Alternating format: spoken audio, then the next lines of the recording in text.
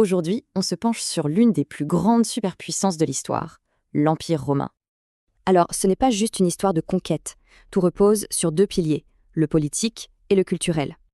D'abord, le volet politique. Voyons comment tout a commencé et comment ça s'est terminé.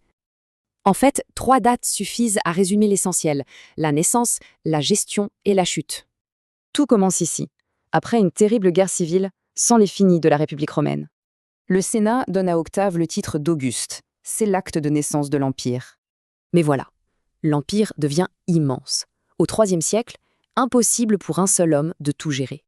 L'empereur Dioclétien a alors une idée de génie pour gérer la crise, la tétrarchie. Le but, partager le fardeau administratif. Mais la vraie question, c'est qui prend la suite? L'objectif était simple, la stabilité, et surtout éviter de nouvelles guerres pour le trône.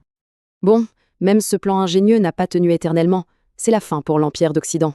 C'est Odoacre, un chef germanique, qui dépose le dernier empereur. L'Empire s'effondre.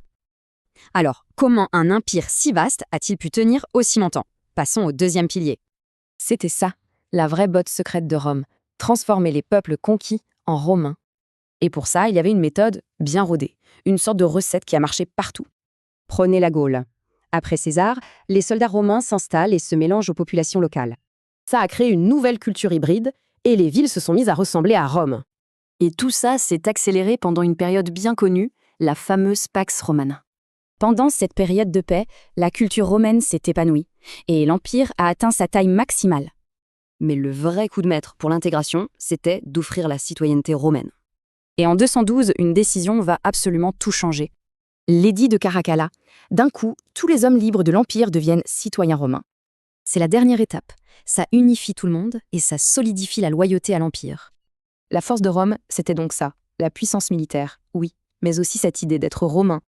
L'Empire est tombé, c'est vrai, mais son influence, elle, est encore bien présente partout autour de nous.